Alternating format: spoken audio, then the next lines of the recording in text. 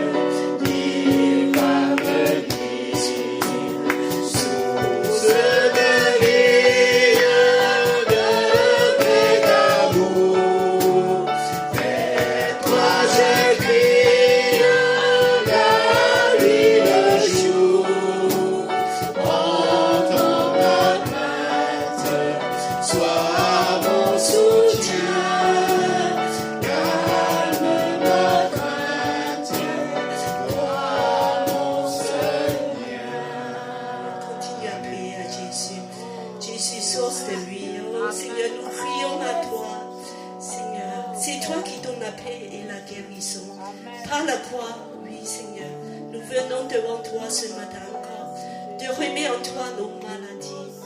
Seigneur, nous remettons tous ceux qui sont malades, Patricia, Luce, Anne-Sylvia et encore d'autres. Oui Seigneur, pour que tu les guéris. Oh Seigneur, ton bien-aimé, Seigneur, merci, tu as porté nos souffrances sur la croix, nos maladies. Oh Seigneur, alléluia. Et tu reviendras pour restaurer toutes choses, ce jour nouveau. Oh Seigneur, merci encore pour ton amour. Oui, oui, Seigneur, continuez à prier, de louer Jésus. Seigneur, nous te louons, nous t'adorons.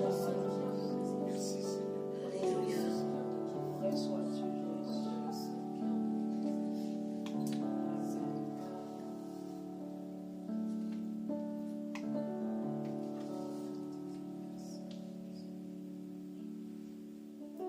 Prenez vos places. Nous allons offrir à Dieu nos vies. Tout ce qui est en nous, Seigneur, te donnera parce que nous voulons te tout donner. Comme toi, tu nous as tout donné. Lumière du monde. Roi, tu es descendu, tout dépouillé, tout donné pour nous. Au Saint, Seigneur, tu es devenu un homme, un esclave, semblable à nous. Seigneur, comment de ne pas te louer?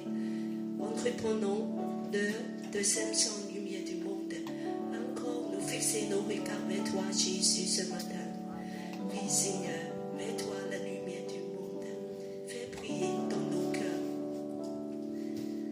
Lumière du monde, venue dans l'obscurité, tu m'ouvres les yeux et je vois tant de beauté que mon cœur est ému d'adore. Je sais que ma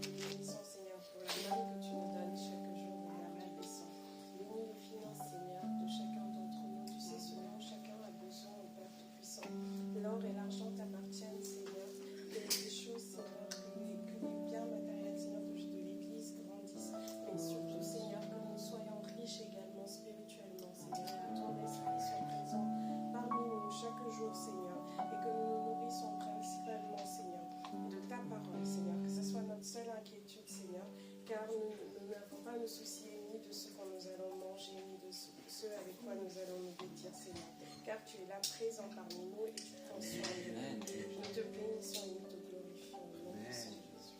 Amen. Amen.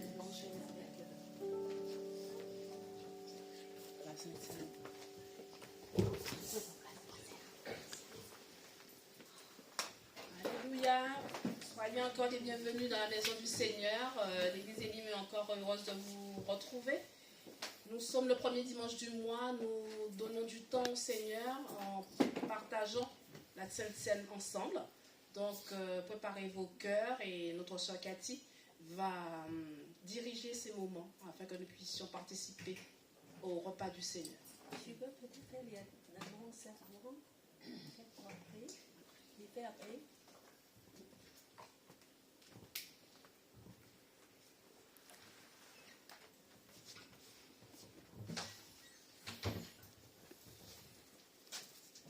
C'est le temps de souvenir encore de l'amour de Seigneur Jésus. Alléluia. Son amour est merveilleux. Alors nous allons lire quelques lectures bibliques. Donc je demande quelques personnes à partager ces lectures. Alors je demande Gladys à lire le premier passage. Il y a le deuxième et le troisième. Alors le deuxième, je dis à Philippe à lire, et le troisième, le père Timothée. Peut-être oui. Voilà, à haute voix. Pendant qu'il mangeait, Jésus prit du pain, et après avoir dit la bénédiction, il le rompit et le donna aux disciples en disant, « Prenez, mangez, ceci est mon corps. » Il prit ensuite une coupe, et après avoir rendu grâce, il la leur donna en disant, « Buvez-en tous, car ceci est mon sang, le sang de l'alliance qui est répandu pour beaucoup, pour le pardon de vos péchés. Je vous le dis, je ne boirai plus désormais de ce fruit de la vigne, jusqu'au jour où j'en boirai du nouveau, avec vous dans le royaume de mon Père. » Après avoir chanté les psaumes, ils se rendirent au mont des Oliviers. Alors ici, on parle de Jésus, le moment, et bien c'est le dernier nuit, il va partager le repas avec ses disciples. Et puis, il va dans le Gethsémani pour prier. Alors je demande Philippe à prier, à lire Matthieu 26, 36 à 38. Là-dessus, Jésus alla avec eux au lieu dit Gethsémani, et il dit aux disciples, « Asseyez-vous ici pendant que je m'éloignerai pour prier. » Il prit avec lui Pierre et les deux fils de Zébédée, et commença à être saisi de tristesse et d'angoisse. Il leur dit alors, « Mon âme est triste jusqu'à la mort, restez ici et veillez avec moi. » Mon âme est triste jusqu'à la mort. Il est rempli de tristesse et d'angoisse. C'est l'état d'âme de Jésus. Jésus, son humanité est entièrement là exprimée dans sa tristesse. Il a senti des tristesses comme toi, comme nous, dans des moments de crise. Et puis le dernier passage de Timothée, s'il te plaît, c'est en Hébreu 5, 7 à 8. Ainsi, au cours de sa vie sur terre, Jésus, avec de grands cris et des larmes, a présenté des prières et des supplications à celui qui pouvait le sauver de la mort, et il a été exaucé à cause de sa soumission à Dieu. Bien qu'étant fils de Dieu, il a appris l'obéissance par tout ce qu'il a souffert. Jésus a été exaucé à cause de sa soumission à Dieu. Jésus doit apprendre la soumission. Bien qu'il est fils de Dieu, il a appris l'obéissance par tout ce qu'il a souffert. Il y a un apprentissage dans la souffrance. Aujourd'hui, il y a un apprentissage dans nos vies. Comme Jésus, de apprendre l'obéissance par la souffrance. Et Jésus, il a pris tout ça. Ce matin encore, Seigneur Jésus, nous voulons te remercier pour ton Merci, amour. Seigneur. Nous voulons encore méditer tout ce que tu as Oui, fait. Seigneur, pardonne-nous de Seigneur. nos péchés, Et Seigneur. on voit sur l'image que dans le dernier repas, Seigneur, tu as dit à tes disciples, prenez, c'est mon corps, c'est mon sang, sang de alliance, pas mon sang. Seigneur, quel amour, nous voulons vraiment te louer. Seigneur, ce matin, de dire que nous voulons se souvenir de toi, de ton Alléluia. amour. Merci, Cet Jésus. amour si puissant que tu as tout porté à la croix. Alléluia. Tu as porté nos souffrances, nos tristesses, nos maladies. Seigneur, dans ton corps même, ton humanité est grande. Oh Seigneur, tu es venu sur cette terre comme un homme. Amen. Oh Seigneur, 100% homme, de pouvoir, Seigneur, partager tout ce qu'on a traversé. Alléluia.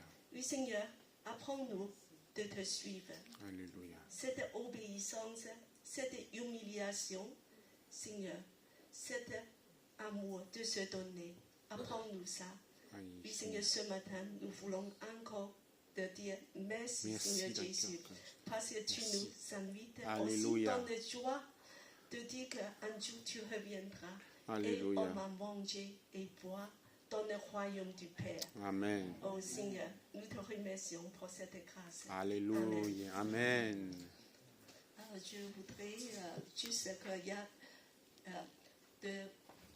le Seigneur Jésus, dans la nuit, il était livré. Alors, il a pris le pain, il a rompu et distribué à ses disciples. Et il a dit que ceci est mon corps Que mon qui est brisé pour vous. Mangez-en. Amen. à la croix. C'est vraiment brisé en mille morceaux. Et puis il a aussi dit, après de donner la bénédiction, ceci est mon sang. Sang de nouvelle alliance. Alliance en Jésus. Versé pour vous. C'est une nouvelle alliance qu'il a fait avec nous. Qu'il est engagé envers nous par son sang. Toute sa vie sur la terre est pour nous. Tout ce qu'il a fait sur la terre, les 33 ans, il a traversé pour nous. Et nous voulons vraiment de prendre tout ça avec un cœur reconnaissant. Je invite 2 personnes parmi nous de lever le voix de remercier Jésus.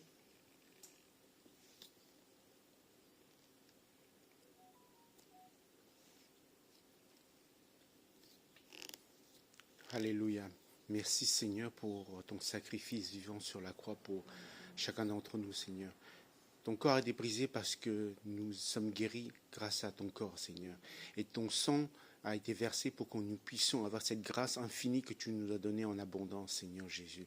Merci encore, Seigneur, pour ton sacrifice vivant pour chacun de nos péchés. Et nous voulons aussi te rendre grâce pour tout ce que tu vas nous faire, pour nous, pour notre famille, pour nos frères et sœurs qui sont ici, Seigneur. Merci encore, Seigneur, pour ton sacrifice. Sois élevé, sois glorifié.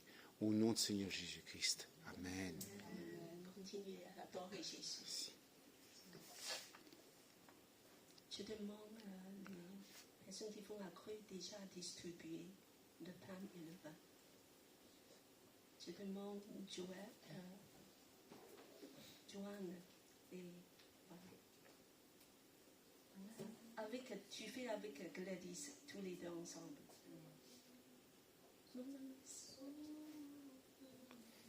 Vous demandez à ceux qui souhaitent participer à la Sainte Seine. Mettez-vous Pour debout. tous ceux qui vont participer à la scène, si vous avez reçu Jésus comme sauveur dans vos vies, vous pouvez participer. Voilà, vous allez rester debout. Voilà, je vous invite de vous lever, de pouvoir partager. Tu veux chanter quoi comme chant? On va reprendre le 3e chant, juste le refrain source. Source de vie, de paix, d'amour, j'écris la nuit, le jour, sans ma crainte, sois mon soutien, calme ma crainte, toi mon seul bien. Merci, alléluia. On va prendre le Saint tous ensemble, le pain et le vin, en Alléluia. souvenir de ce grand amour de Jésus. Merci Seigneur. Amen. Alléluia, alléluia. Merci Seigneur. Amen. Merci pour ton amour.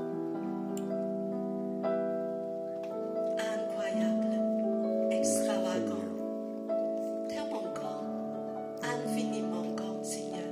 Nous t'adorons. Alléluia. Oui, Seigneur, merci pour ton amour. D'être venu comme un homme dans ton humanité. Ouais, Seigneur. Oui, Seigneur, de nous apprendre l'obéissance L'obéissance, Seigneur. Tu as L'humilité. souffert pour moi. et l'amour. Merci, Jésus.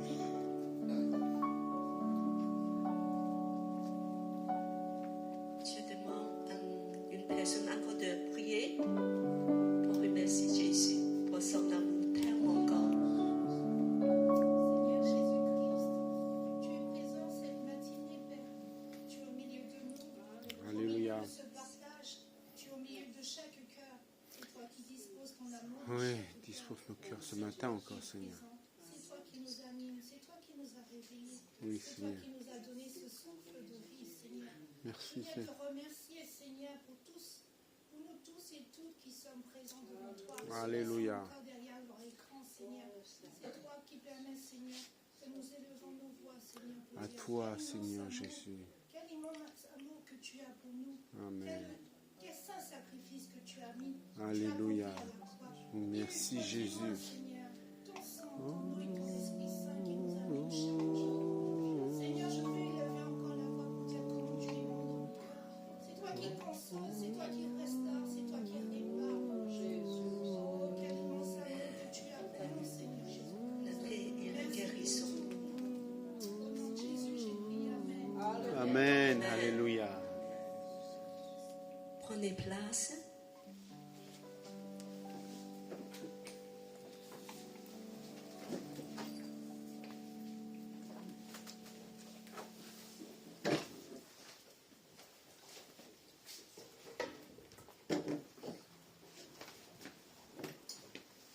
Alléluia, merci Seigneur pour ces temps que nous lui accordons. Donc nous allons passer à nos annonces.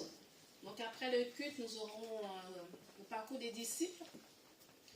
Ce temps de formation est réservé à tous ceux qui souhaitent participer et encore grandir dans la parole de Dieu.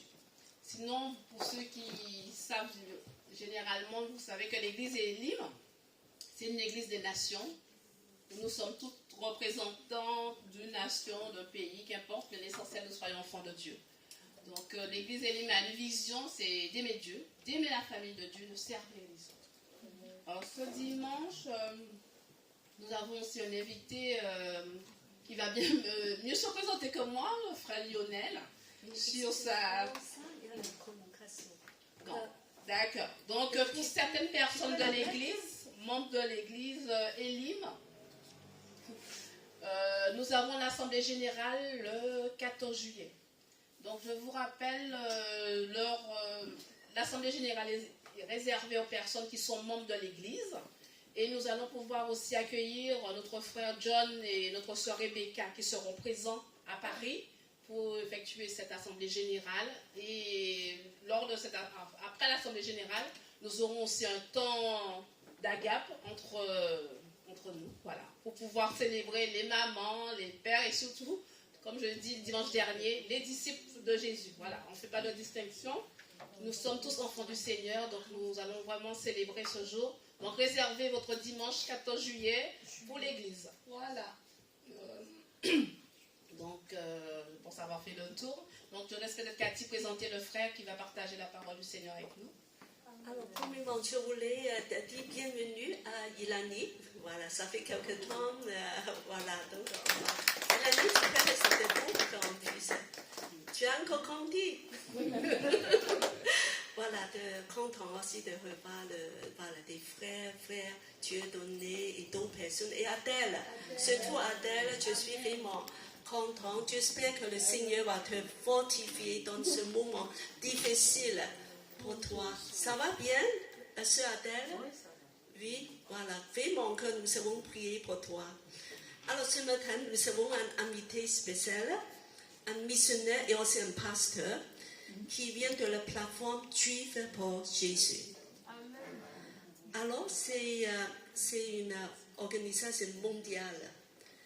Et bien que nous, savez-vous que nous avons Église, il y a des racines avec le peuple juif.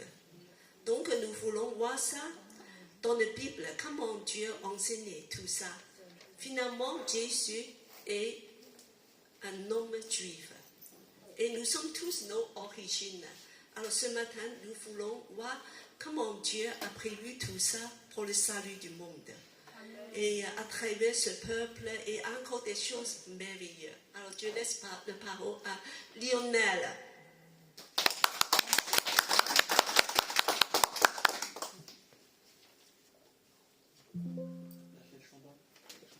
Attention, Cathy. Voilà.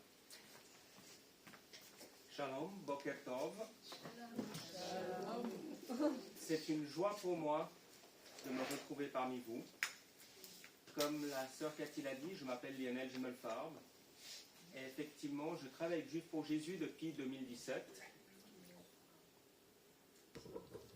Voilà, on m'entendra mieux. Donc, je m'appelle Lionel Gimelfarb, je suis avec Juifs pour Jésus depuis 2017. Je viens de Suisse, je suis marié à Valérie. Et effectivement, j'ai été dans ma vie pasteur. J'ai des origines assez multiples, entre Odessa en Ukraine. Ma famille a quitté l'Ukraine en raison des persécutions vers notre peuple juif pour partir en Argentine, où mon père est né en 1941. Je suis reconnaissant que la famille a eu la sagesse ou la guidance du Seigneur de ne pas revenir en Europe ou de ne pas venir en Europe depuis l'Ukraine. Probablement que je ne serai pas là pour en parler. Et ma mère est anglo-suisse, voilà, des beaux mélanges. J'ai découvert le Seigneur en tant que jeune adulte. Ça m'a transformé et j'ai choisi dès le départ de partager ce trésor que j'avais trouvé en notre Seigneur Yeshua. J'ai travaillé assez tôt pour une mission, la version suisse d'Agapé, et j'ai été quelques années pasteur. Alors Dieu a beaucoup d'humour. Est-ce que vous savez peut-être qu'il y a une ville en Suisse qui s'appelle Sion? Ce n'est pas le mont Sion de Jérusalem, mais c'est la capitale du canton du Valais, une région montagneuse. Ceux qui aiment le ski, c'est là où il y a les stations comme Zermatt, comme Verbier. Et c'est là donc la capitale de cette région. En tant que juif messianique, juif croyant en Jésus, j'ai été quelques années pasteur à Sion. Et la sœur Cathy me parlait que l'Église a fait une transition. L'Église était chinoise, tous les cultes étaient traduits. Et l'église où j'étais pasteur s'appelait la Stadtmission. C'est de l'allemand. Et effectivement, je faisais partie d'un ensemble d'églises où la plupart étaient germanophones. C'est la langue parlée dans les 3/4 de la Suisse. Mais la région de Sion, comme la région où j'ai grandi, à Lausanne, est francophone. Les églises en Suisse romande étaient des postes de témoignage, d'évangélisation pour les germanophones qui venaient en Suisse romande. Sauf qu'au fil du temps, il y a eu moins de germanophones venant, et ceux qui venaient désiraient une église francophone, ils désiraient s'intégrer. Beaucoup des églises ont peu à peu basculé en français, et à Sion, j'ai recommencé une partie francophone. Et ça s'est fait après mon départ, mais en 2019, mon successeur a basculé l'église entièrement en français. Alors les transitions longues, ça me parle. L'église où je me suis tourné vers le Seigneur, qui était aussi germanophone, bien que je sois francophone, a changé de langue encore plus tard. C'est assez récent, c'est je crois 2021 ou 2022. Voilà. Donc, nous avons 3 garçons et 2 passions. Témoigner de Jésus. Et nous sommes assez sportifs, triathlon, trail. Certains d'entre vous sont peut-être parents. Et il y a un moment où les enfants nous dépassent. Il y a encore 1 année, 2 ans, Marc, mon aîné, que vous voyez tout à droite, ne m'aurait pas suivi en course à pied. J'ai renoncé à essayer de le suivre. Le temps passe et on transmet. Je vais vous parler brièvement de Juifs pour Jésus, avant de parler du thème d'aujourd'hui, qui sera un thème important, une perspective sur Israël, une perspective historique et prophétique, le passé, le présent et le futur. Et vous verrez, quand je parle d'Israël, je parle principalement du peuple juif, et non de la nation ou du pays ou d'autres choses. Mais notre mission, nous désirons témoigner de Jésus à notre peuple juif. Notre nom est assez littéral, c'est-à-dire que nous sommes des juifs pour Jésus. Et nous enseignons à notre peuple juif de différentes manières, on va le voir. Parfois on dit avec le sourire que notre mission a été fondée plus ou moins en 32 après Jésus-Christ par Pierre, Jean, etc. ou en hébreu Képhas, Yohanan, Shimon. Bon, si on prend les temps modernes, nous existons depuis 72. Vous le savez peut-être, il y a eu un grand réveil aux États-Unis, particulièrement en Californie, à la fin des années 60, parmi les étudiants. Et de nombreux étudiants étaient juifs. Et ils étaient très zélés. Ils ont commencé à témoigner dans la rue, à témoigner aux gens. À ce moment-là, fin des années 60, on voyait beaucoup de jeunes juifs témoigner dans l'équivalent du quartier rouge de San Francisco, aux clients des belles de nuit, si je puis me permettre l'expression. Et peu à peu, la presse a commencé à demander, mais c'est quoi ces juifs pour Jésus? C'est quoi ces juifs qui parlent de Jésus, qui aiment Jésus? Quand on a décidé de former une association en 72, on a gardé le nom que la presse nous avait donné et on l'a toujours.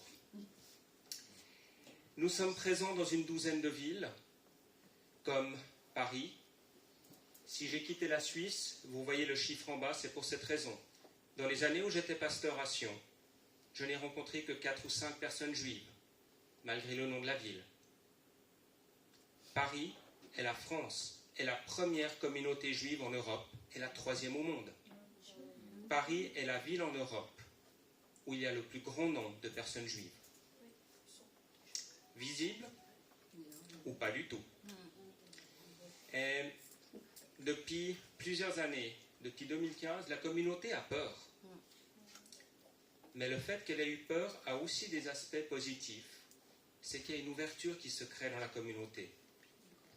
Mais il faut aussi se rendre compte que les événements du 7 octobre, et on va le voir dans la vidéo qui suit, ont été ressentis par la communauté juive, croyant en Jésus, non croyant en Jésus, religieuse, non religieuse, mais ça a été ressenti comme une seconde Shoah. Comme si on avait à nouveau essayé de nous annihiler. Mais cette peur aussi crée des opportunités. Et parfois, il faut choisir de ne pas avoir peur. Mon directeur, Josué, que vous voyez, a décidé de marcher à Paris avec une kippa. Nous ne sortons plus régulièrement dans les rues parce que nous avons des opportunités au sein de la communauté de témoigner et qui sont beaucoup plus efficaces. Mais j'ai choisi de ressortir nos t-shirts marqués Juifs pour Jésus et de porter aussi à Paris. Peut-être que vous avez vu ces plaques où il est écrit en anglais et en hébreu « Bring them home ». Ramenez-les. Ramenez les otages qu'il y a. Nous ne faisons pas de politique. Je ne vais pas me prononcer sur la situation actuelle en Israël. Mais nous prions pour tous les innocents, juifs et non juifs, et que pour les otages reviennent. Et je choisis de l'afficher, parce que je ne veux pas avoir peur. Pas plus que je ne veux cacher ma foi en Jésus. Je suis juif et je crois en Jésus. Je ne vais pas provoquer. Ce n'est pas le but. Je ne vais pas chercher à être agressé. Mais je veux ne pas avoir peur et m'afficher. Et c'est ce que nous voulons. J'aimerais vous faire découvrir un peu ce qui s'est passé, ce qui se passe en Israël et dans le monde. Alors.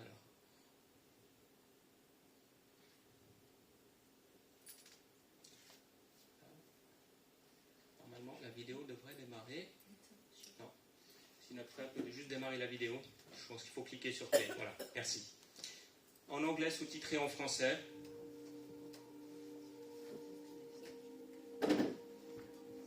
The war affected our team. Some of our staff live in cities that are bombed severely, so some of them even lost friends.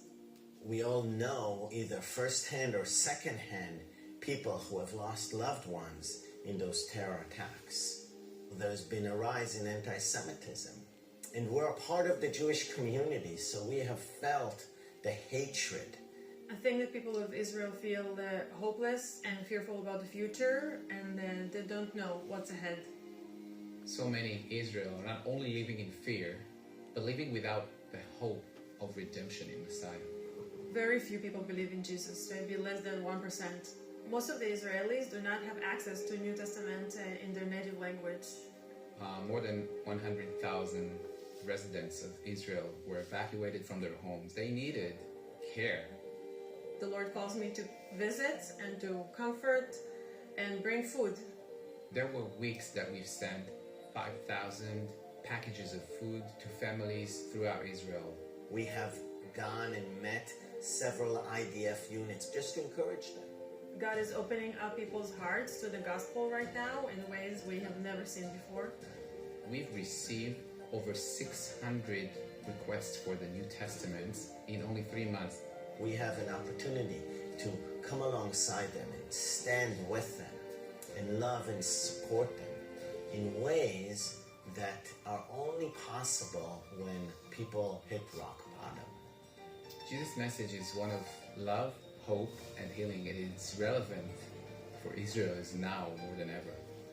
Just encourage your Jewish neighbors, encourage your Jewish friends with prayer, with visits. Would you pray for the peace of Jerusalem? Would you pray for the salvation of the Jewish people? Together we can love and serve the people of Israel.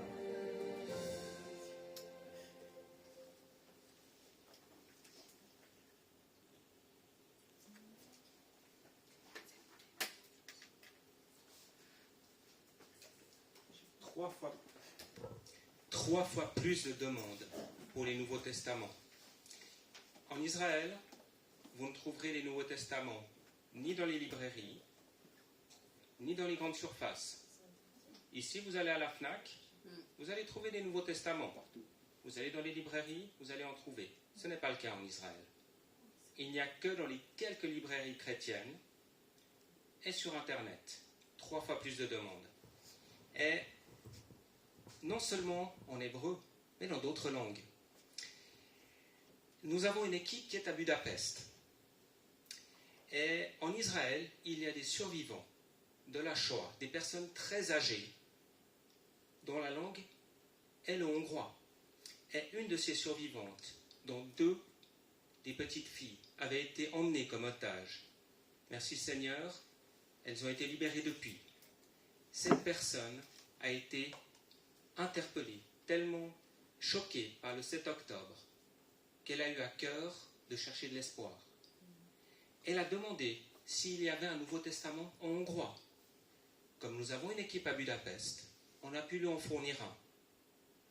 Et une de nos missionnaires sur place, grâce aux technologies, a pu suivre cette grand-mère, cette femme double survivante de massacre.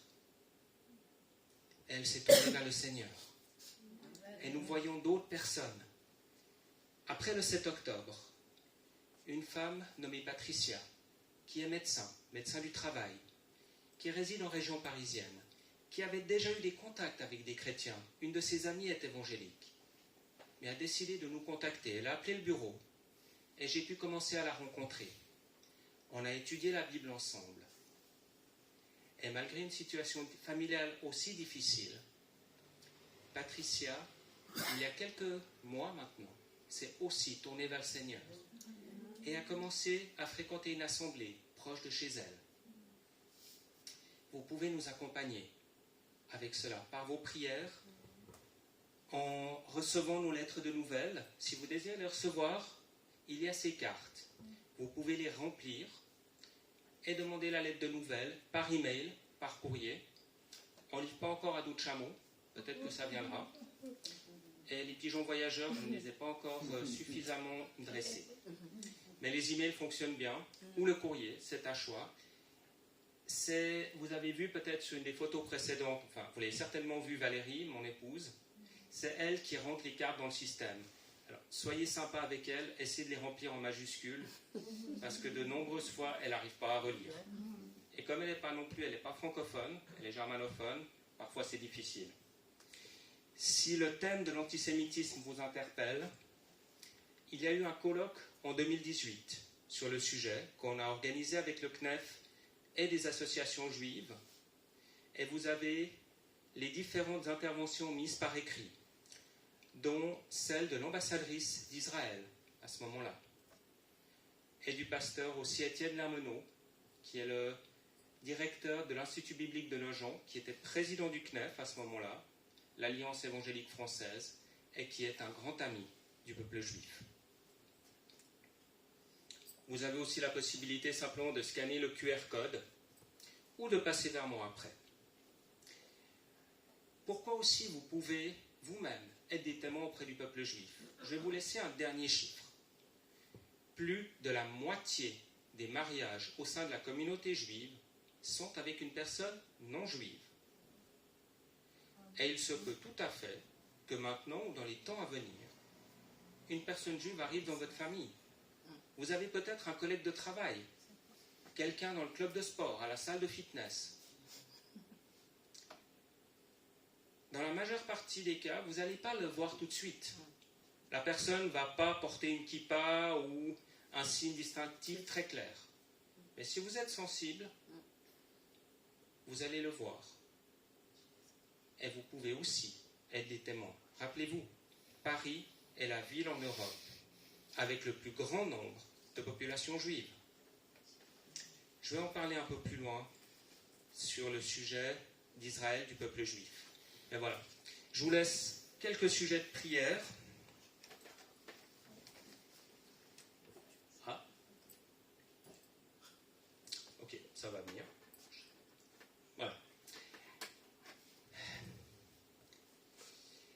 Le premier, je viens d'en parler, le suivant. Nous avons à cœur la transmission à la prochaine génération. C'est pour ça que nous organisons des camps messianiques pour les jeunes juifs. Cet été, ce sera la 3e année. Nous aurons un camp enfant du 7 au 20 juillet et un camp ado du 22 au 28 juillet, avec des enfants venant de Belgique, de France, de Suisse. Et pour le camp ado, une quinzaine de jeunes d'Israël, Dieu voulant, qui viendront aussi pour partager et aussi pour changer de décor après les mois extrêmement difficiles qu'ils ont vécus.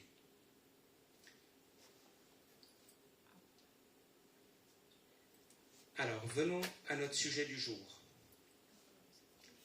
Un regard historique et prophétique. J'aimerais commencer par la lecture d'un passage central dans ce thème, qui est Romains 11.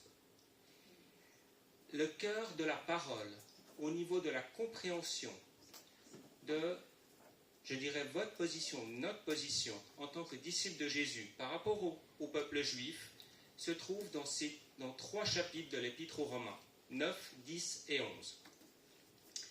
Et aujourd'hui, j'aimerais me concentrer sur une partie du chapitre 11, et je vais aussi voir dans le Premier Testament la Nouvelle Alliance par Jérémie, en Jérémie 31, on va y revenir, ainsi qu'un passage important dans les livres de Moïse. Romains 11, 1 à 15.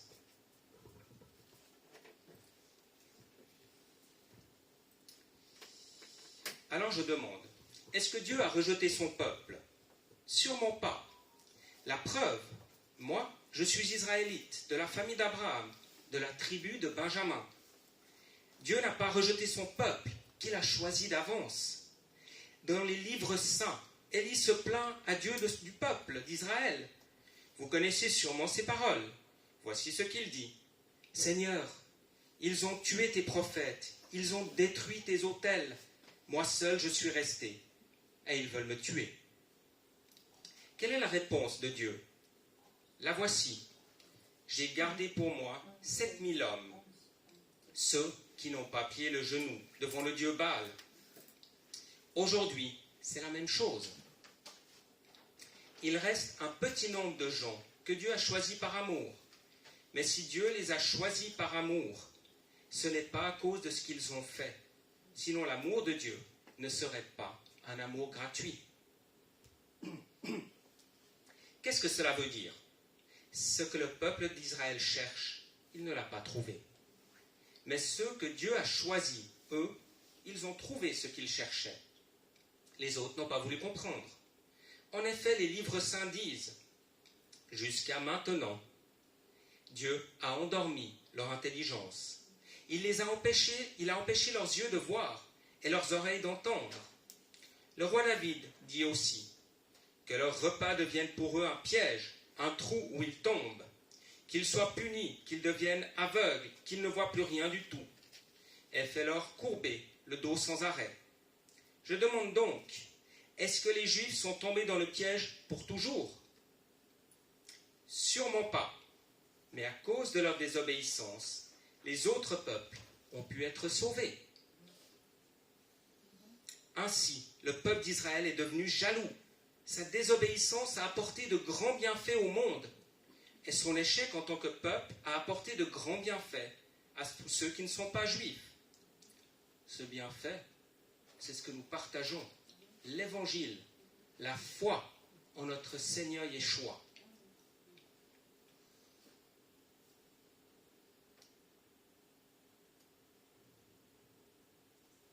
Alors, quand les Juifs participeront totalement au salut, les bienfaits seront encore plus grands. Maintenant, vous qui n'êtes pas Juifs, c'est à vous que je parle. Je suis l'apôtre de ceux qui ne sont pas Juifs. Ce service est pour moi un honneur, et je le rends en espérant augmenter la jalousie de mes frères et sœurs juifs pour en sauver quelques-uns. En effet, quand Dieu les a mis de côté, il a réconcilié le monde avec lui. Alors quand il les accueillera de nouveau, que va-t-il se passer? Ceux qui étaient morts reviendront à la vie.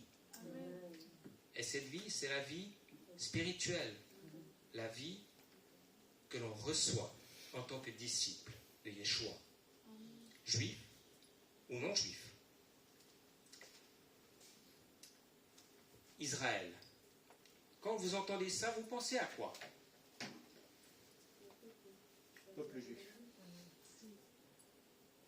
Exact. Beaucoup de gens vont penser, malheureusement, plutôt à autre chose, un pays, ou une sorte d'image, Israël, le peuple élu, une image qui devient parfois même un sujet d'idolâtrie. Malheureusement, on trouve relativement peu de visions équilibrées. Soit on trouve malheureusement des gens qui, en entendant Israël, ne ressentent qu'une chose, de la colère, et même parmi des disciples de Jésus. Ou alors on a quasiment une sorte d'adoration. Israël est le peuple juif. Et il est important de comprendre d'où ça vient.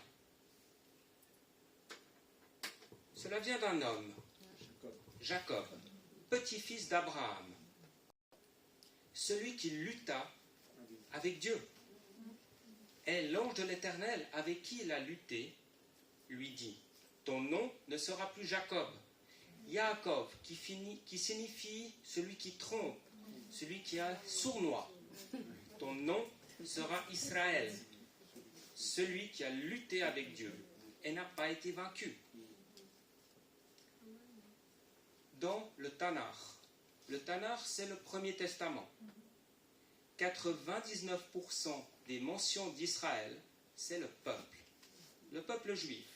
Ça peut être les enfants d'Israël, les tribus d'Israël, les anciens d'Israël, les rois d'Israël, etc. On le mentionne déjà en Genèse 46. Les enfants d'Israël vont en Égypte. Premièrement, c'est le peuple juif. 1% des mentions, c'est le pays, effectivement. Mais c'est le peuple juif premièrement. Et c'était un pays qui était pour les juifs et les non-juifs. Dans tout le peuple qui est sorti d'Égypte, il y avait de nombreuses personnes qui n'étaient pas des descendants physiques de Jacob. Il y avait des Égyptiens qui avaient compris que le seul vrai Dieu est celui d'Israël et qui ont voulu se joindre à son peuple. Et on le voit dans le Deutéronome. L'Éternel dit ceci, que Moïse doit transmettre au peuple. Tu ne porteras point atteinte aux droits de l'étranger. Tu te souviendras que tu as été esclave en Égypte. Et dans la fête de Pessah, la Pâque juive, nous devons nous souvenir de cela. Nous avons été esclaves en Égypte. Et notre peuple doit respecter l'étranger, le faible. C'est donc Deutéronome 24, 18 et 22. Et on le voit dans la Nouvelle Alliance. Alors, il y a une question qui se pose. Peut-être vous avez entendu dire que comme la majorité de notre peuple n'a pas reconnu le Messie quand il est venu, alors Dieu l'a mis de côté. Schlusspunkt, terminé pour le peuple juif. Maintenant, c'est l'Église. Est-ce que c'est juste? Vous vous doutez de mon avis, je le partage avec le frère, c'est faux. Pour plusieurs raisons. Premièrement, si notre peuple a ce titre de peuple élu, peuple choisi, il faut comprendre que ce n'est pas une question de préférence. Ceux qui vivent dans les cultures asiatiques ou en Afrique connaissent cette notion de fils aîné. Le fils aîné n'est pas préféré des parents, mais il a d'autres responsabilités. Le peuple juif est comme un fils aîné, avec des responsabilités. Dieu l'a mis à part, c'est effectif. Mais on le verra un peu plus loin, pour une tâche précise et pour des responsabilités, comme un fils aîné. Alors, est-ce que si le fils aîné se plante, est-ce que les parents le rejettent? Non. On peut le voir. Vous l'avez vu, on l'a vu dans Romains 11. Est-ce que Dieu a rejeté son peuple? Sûrement pas. Mais déjà, dans la première alliance, l'Éternel en parle. Si nous regardons dans Jérémie 31, ce magnifique passage qui nous parle de la nouvelle alliance, qui nous parle de ce que Dieu a prévu, que Yeshua, on l'a vu ce matin, Jésus a cité lors de la scène. Il dit ceci, Jérémie 31, 35 à 37. Qui place le soleil pour éclairer le jour? Qui commande à la lune et aux étoiles d'éclairer la nuit? Qui agite la mer pour faire gronder les vagues? C'est le Seigneur de l'univers. Voilà son nom. Eh bien, c'est lui qui déclare, si j'accepte un jour que ces lois de l'univers ne soient plus valables, alors j'accepterai aussi que tous les Israélites, le peuple juif, ne forment plus jamais une nation. Voici ce que le Seigneur dit. Si quelqu'un peut mesurer la hauteur du ciel, s'il peut connaître la profondeur de la terre, alors je rejetterai tous les Israélites à cause du mal qu'ils ont commis. Voici ce que le Seigneur déclare.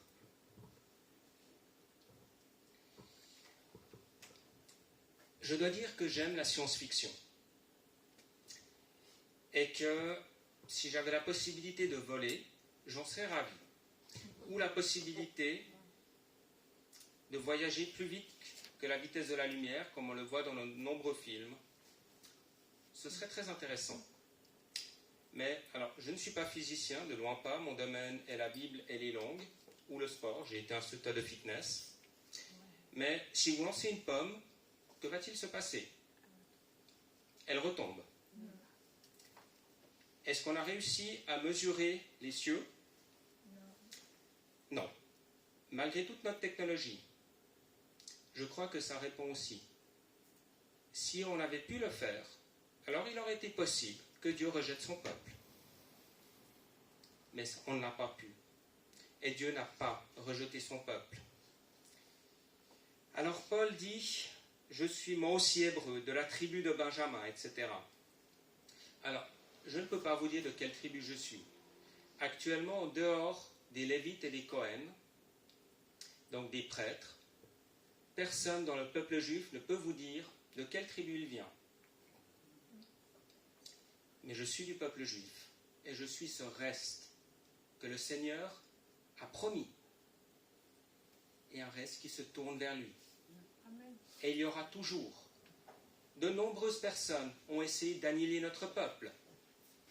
Du pharaon d'Égypte, aux Romains, aux Grecs, en finissant par Hitler.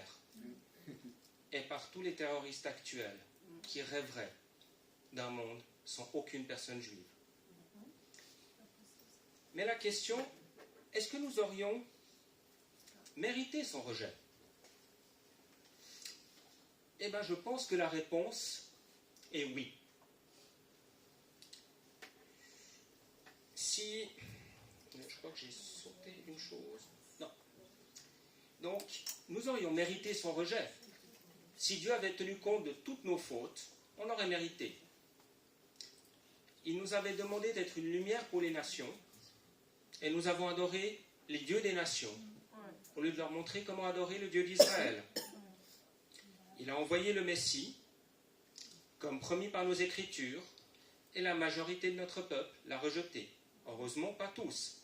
Sinon, nous n'aurions pas la Bible, et nous n'aurions pas la Brit Hadasha, le Nouveau Testament, entièrement écrit par des Juifs. Sauf l'évangile de Luc. Luc n'était pas juif. Bon, il était médecin, alors on ne sait pas. Mais c'est le seul écrivain dans toute la Bible à ne pas être juif. Et notre Seigneur s'est incarné parmi son peuple juif.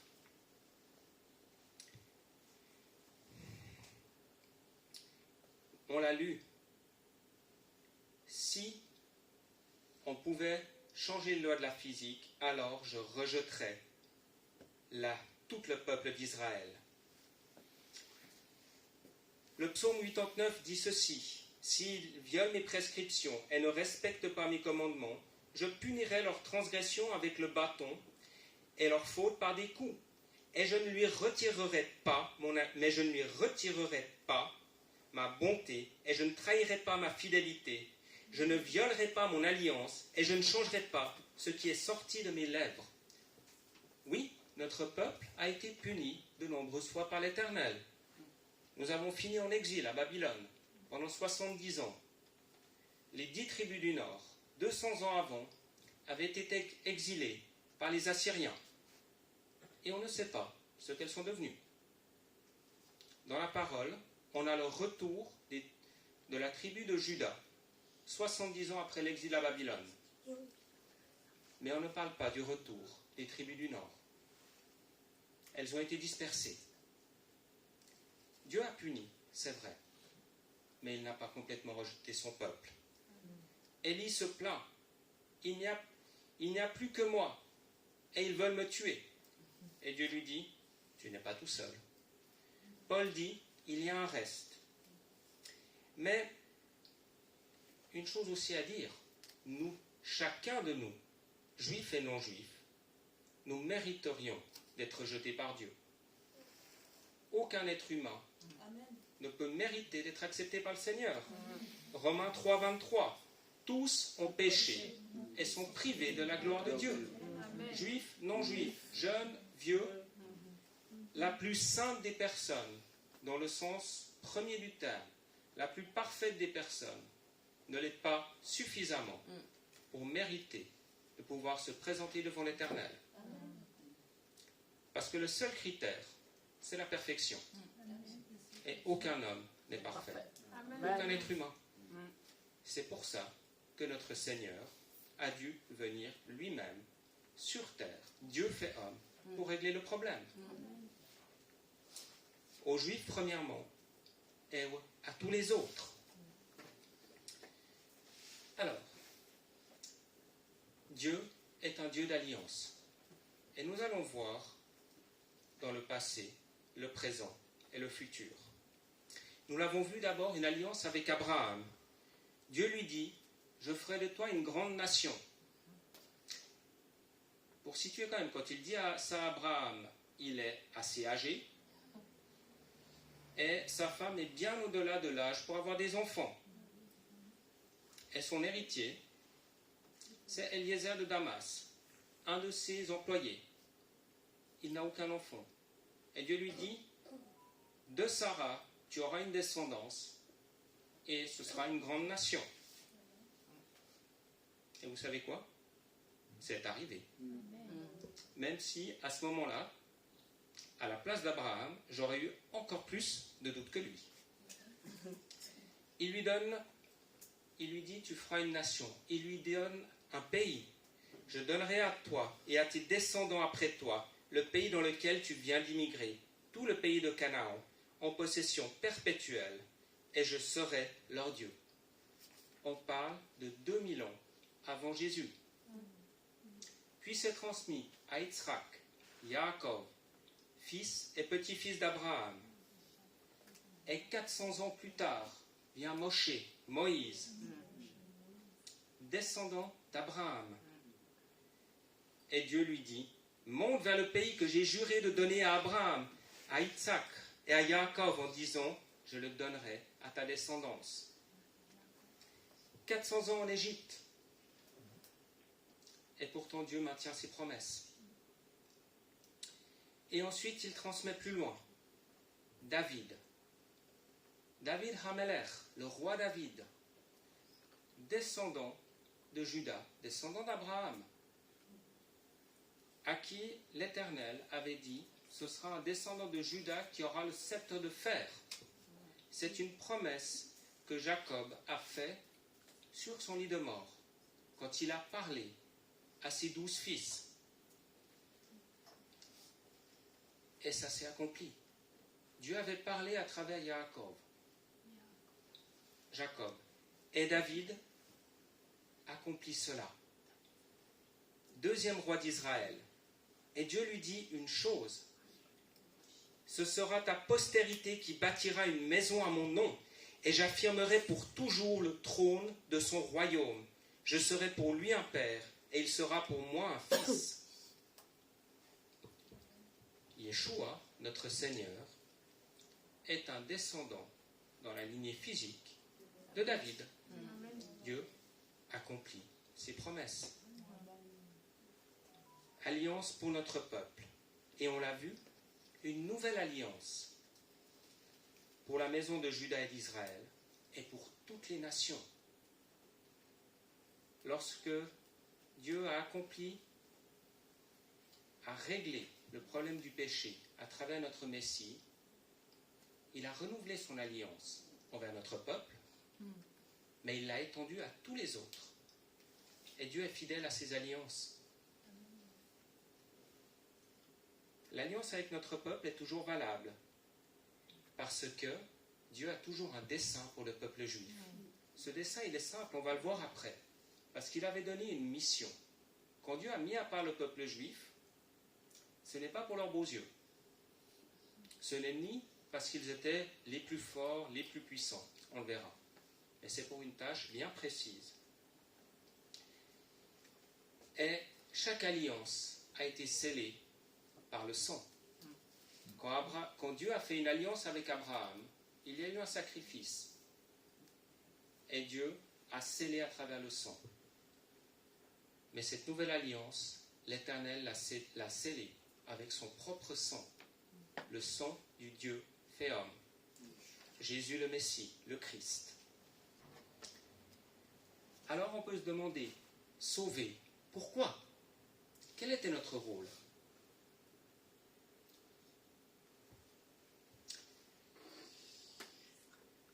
Nous devions être un peuple saint, mis à part.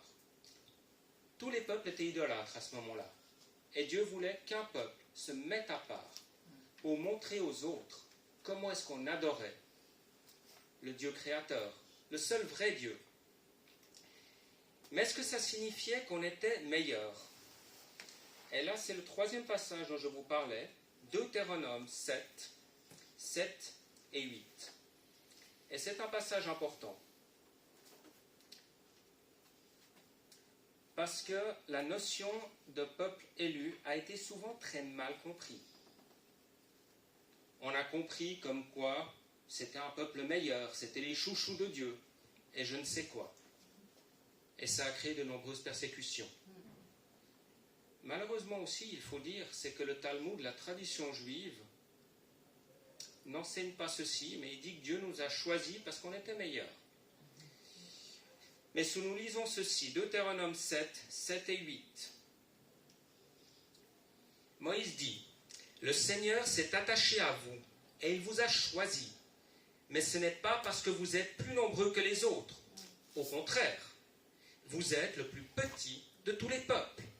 Mais le Seigneur vous aime, et il a fait ce qu'il avait juré à vos ancêtres.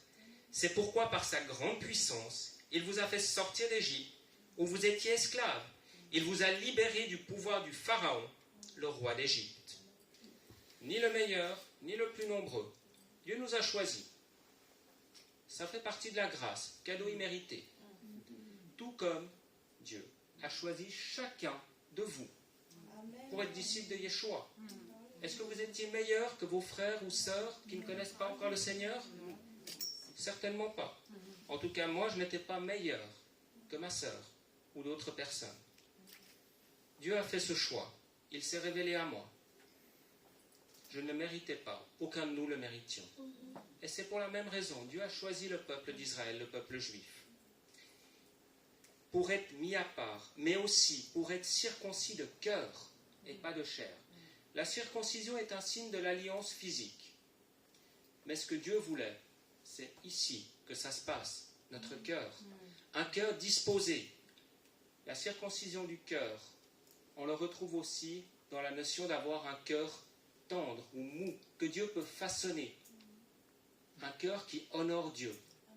Et c'est ce qu'il souhaite par-dessus tout. Les signes physiques, ce n'est pas ce qui intéresse à Dieu. Et il l'a redit quand il a choisi David. Peut-être vous vous souvenez de l'épisode. Le premier roi d'Israël avait une tête de plus que tous les autres, le roi Saül. Il était impressionnant. C'était un puissant guerrier. Et pourtant Dieu l'a mis de côté. Et on peut dire que Saül a déraillé. Il dit à Samuel, je vais choisir un nouveau roi. Samuel n'est pas très content. Et il dit, tu vas chez Isaïe, et c'est un de ses fils qui sera le prochain roi. Samuel se rend chez lui. Il y a, je crois, 7 garçons qui sont là. Et il regarde, il voit le premier, grand, bien présent, etc. Il se dit, ah, ça doit être lui. Il le prend, et l'Éternel dit, c'est pas lui. 2e, 3e, 4e, 5e, 6e. Je crois qu'il y en a 7 ou 6. Aucun.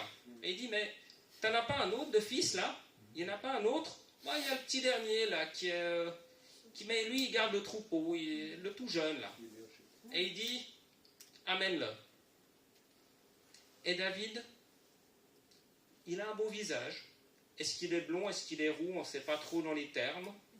Mais en tout cas, il ne ressemble pas à un guerrier fort, puissant. Imaginez-moi avec une armure, ça ira très bien. Très impressionnant, n'est-ce pas? David est là, il dit, c'est lui, c'est celui selon mon cœur. David avait le cœur qui plaisait à Dieu. Et c'est ce que Dieu voulait, un homme selon son cœur, et non selon l'aspect extérieur. C'est le cœur que Dieu s'intéresse. Et il a aussi dit que c'est lui qui allait circoncire notre cœur.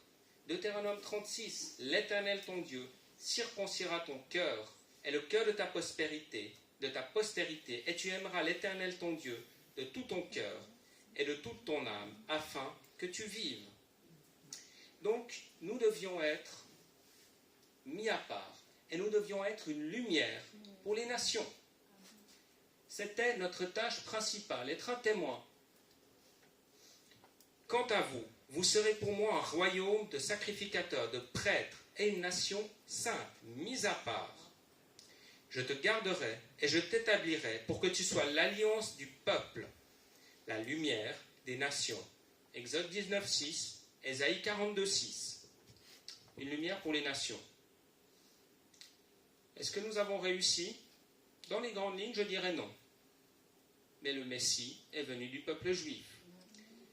Et quand même, si on regarde les 100 dernières années, les prix Nobel juifs ont été en pourcentage bien plus nombreux que le pourcentage de personnes juives dans le monde. Dans toute son imperfection, notre peuple a montré le chemin de l'Éternel. Et surtout, il l'a montré à travers notre Messie, le Messie du peuple juif et de toutes les nations, Yeshua. Et c'était la deuxième tâche et une des raisons majeures pourquoi les ennemis du peuple juif ont essayé de le détruire, empêcher que le Messie vienne. Ils ont tout à fait réussi, n'est-ce pas? On va finir par cette notion de reste. Oui, notre peuple a été infidèle, mais il y a toujours eu un reste. Ce n'est pas parce qu'une personne est juive qu'elle est sauvée. Je suis le chemin, la vérité et la vie. Nul ne vient au Père que par moi. Quand il a dit cela, autour de lui, il n'y avait que des juifs. Rappelez-vous aussi l'épisode du veau d'or. 3000 personnes sont mortes. Et c'était des juifs. Notre peuple a une responsabilité, une tâche. Mais ce n'est pas ce qu'il sauve. C'est d'être réconcilié avec l'Éternel. Il y a eu le système de sacrifice qui était une image de celui à venir. Et maintenant, il n'y a qu'un seul chemin. Depuis le sacrifice de notre Seigneur, vers les années 30, ça a été le seul chemin. Et l'autre option, quelques 40 ans après sa mort, a de toute façon été complètement détruite. Plus de temps, plus de sacrifices d'animaux. Il n'y a plus qu'à travers notre Seigneur, juif et non juif. Dieu l'a toujours dit, on le voit en Ésaïe 10, 20. En ce jour-là, le reste d'Israël et les réchappés de la maison de Jacob appuieront avec confiance sur l'Éternel. S'appuieront avec confiance sur l'Éternel. C'est repris en Romains 9. Jérémie 23, 3. Je rassemblerai le reste de mes brebis de tout le pays où je les ai chassés. Je les ramènerai dans leur pâturage. Ils seront féconds et se multiplieront. On l'a vu le début de Romains. Il y a toujours eu un reste. Vous savez pourquoi vous pouvez avoir confiance dans les promesses que Dieu fait dans sa parole? C'est un peu cliché, mais parce que nous sommes toujours là, le peuple juif. Dieu avait dit, il y aura toujours un reste. Plein de gens, que ce soit des personnes physiques ou des forces mauvaises, ont essayé de permettre que ça ne s'accomplisse pas. Les promesses de Dieu s'accomplissent. Celles qu'il a fait pour votre vie s'accompliront aussi. Celles qu'il a fait pour le peuple juif s'accompliront. il y a encore un avenir pour nous. Le complet rétablissement. Je crois profondément que dans un avenir proche, très proche, moins proche, il y aura un réveil massif parmi le peuple juif. Ce réveil, ça signifie revenir au Dieu d'Israël à travers le Messie. Je pense que le retour n'est pas principalement le retour en terre d'Israël, mais le retour au Dieu d'Israël. Et vous pouvez tous participer à cela. Vous savez, j'ai travaillé avec Agapé. Et je crois qu'on était dans les années 2008. Il y a un mouvement qui se lançait, qui s'appelait Back to Jerusalem, qui était l'idée de ramener l'évangile à Jérusalem. C'était des frères et sœurs chinois. Et entre la Chine et Israël, vous savez les pays qui se trouvent. Pakistan, Afghanistan, etc. Des pays qui sont très agréables pour les chrétiens et pour les juifs. Mais cette vision est en train de s'accomplir. Et je crois aussi que notre tâche d'être une lumière pour les nations ne peut s'accomplir réellement qu'en étant disciples de Yeshua. La grande mission que Dieu a donnée à tous ses disciples, je crois que notre peuple, comme je dirais dans notre ADN, sera un catalyseur. Plus il y aura de Juifs qui croient en Jésus, plus la grande mission de faire de tous les peuples des disciples s'accélérera et s'accomplira. Parce que c'est la tâche qu'il a donnée à notre peuple et à tous les autres. Je crois que chaque disciple de Jésus devrait avoir à cœur que cette mission s'accomplisse. Et on peut y participer, chacun de nous, en témoignant autour de nous. Et je finirai simplement en disant, vous n'êtes pas tous des évangélistes. L'évangéliste est celui qui peut témoigner dans la rue à des inconnus, qui peut témoigner dans des contextes difficiles. C'est un don du Seigneur. Et tous ne l'ont pas. Mais nous sommes tous appelés à être des témoins. Là où Dieu nous a placés, ici ou ailleurs. Là où nous savons notre réseau, des personnes que nous connaissons, qui nous font confiance. Je ne dis pas que c'est plus facile.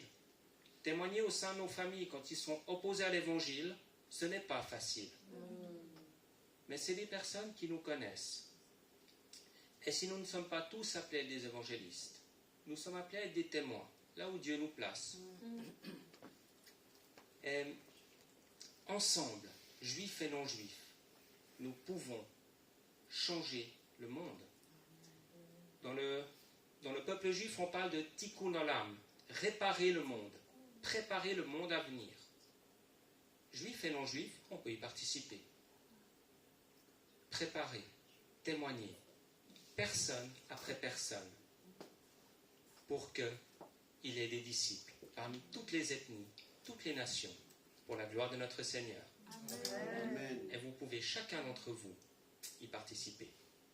Amen. Amen.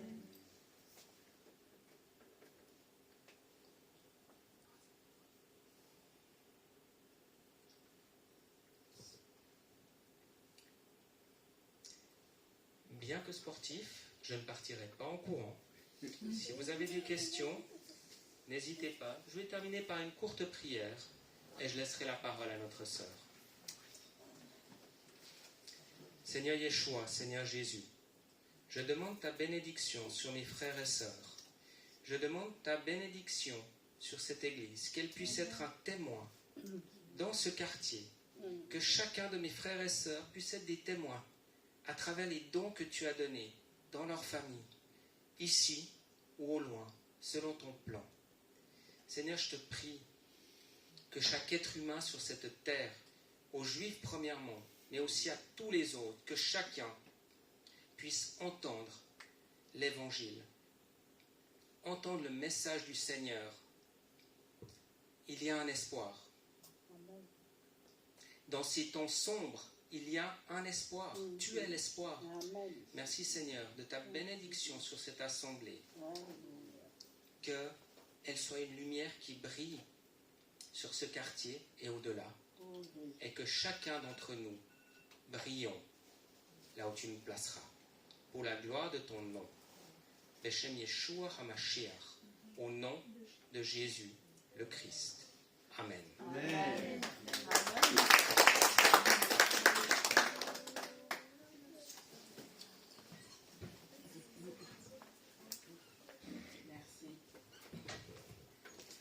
Merci, frère Lionel, et que le Seigneur puisse continuer encore à bénir cette œuvre des Juifs pour Jésus. Nous allons continuer à prier pour cette œuvre aussi. Donc, je sais qu'aujourd'hui, c'est le premier dimanche du mois de juin. Et nous allons pas perdre nos habitudes de célébrer les personnes qui sont nées au mois de juin. Je sais qu'il y a au moins une personne, c'est sûr. Et puis, est-ce qu'il y a d'autres personnes qui sont nées au mois de juin? Il y a Gifty. Ah, Gifty, oui, on va penser à elle. Yo, c'était pour la sœur Adèle, mais tu viens devant. Nous allons chanter pour toi. Ah ben oui, tu viens pour ta fille alors.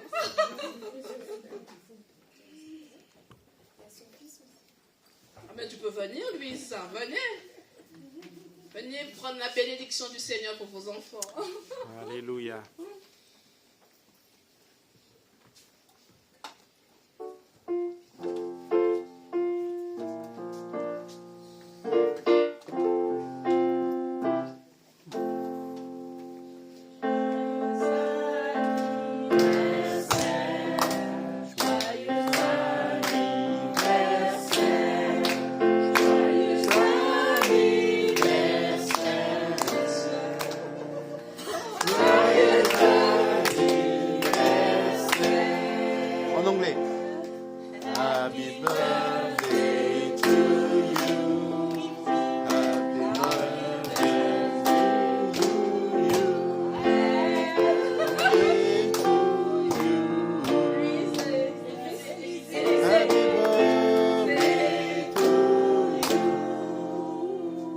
Chinois?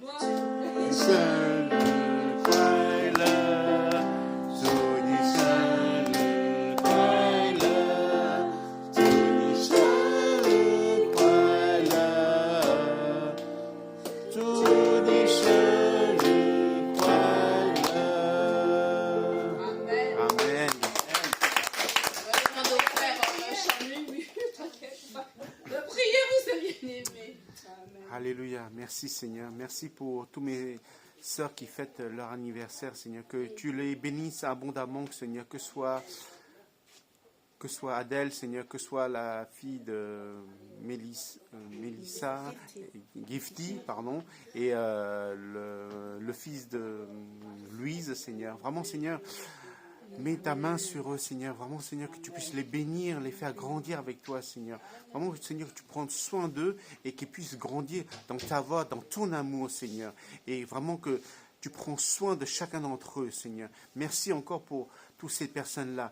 Nous te prions, nous te remercions au nom de Seigneur Jésus-Christ.